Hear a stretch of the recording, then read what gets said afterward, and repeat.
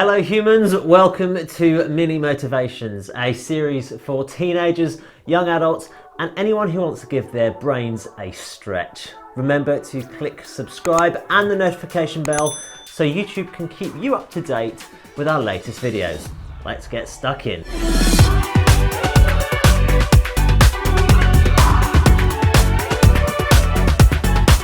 I don't know about you, but I love a good party.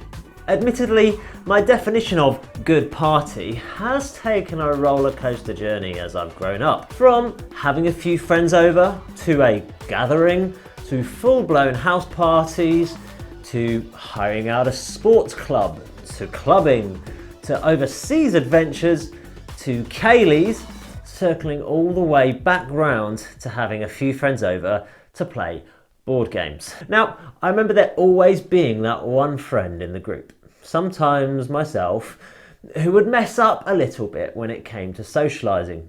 That could have been having too much to drink and spending the whole night crying. It could be making out with someone they shouldn't be, raving too hard they break something or someone, or simply being flaky and not turning up in the first place. And then you'd be making plans for the future and that same person would go, "Oh no, don't worry, I'd never do that." And then we all know what happened next. The feeling of continually messing up, whether that's you or someone that you know, isn't a new problem. The Bible tells us about one of Jesus' friends called Peter.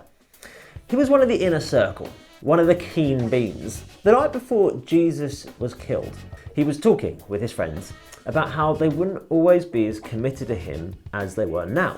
Peter pipes up and says, "Nope, I will never do that." The very next day, Peter bluntly says that he doesn't even know Jesus, and does this not once, but 3 times. The great thing is that after Jesus rose from the dead, he met with his friends again and gave Peter 3 chances to reconnect. Not for Peter to say sorry, but for Peter to say, "I love you." Now, as we think about this sort of situation, you might be the person who is messing up. You might have had a friend let you down, or it might be both.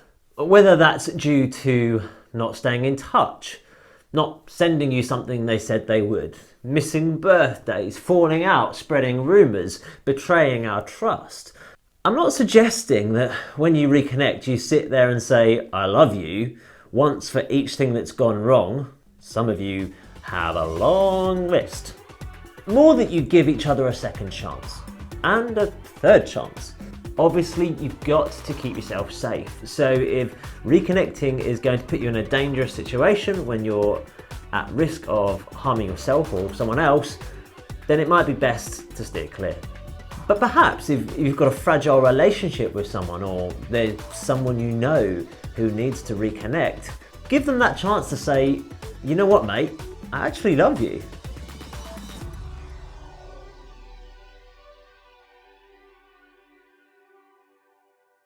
This same idea totally applies to the journey we go on with our faith and our spirituality.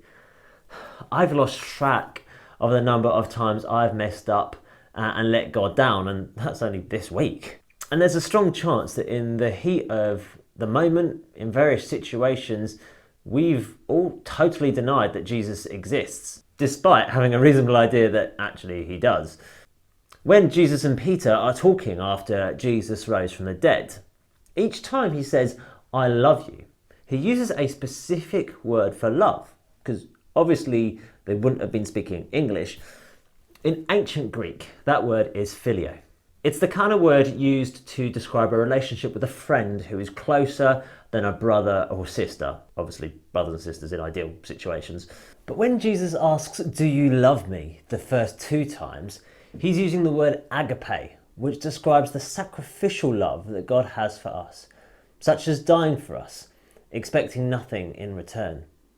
That's the good news, that God will always love us in the mess-ups. So take a moment with me right now to pray and reconnect with God. Jesus, you know that I love you.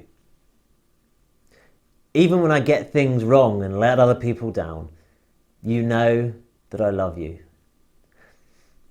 Even when I lose touch with you and deny that you even exist, you know that I love you.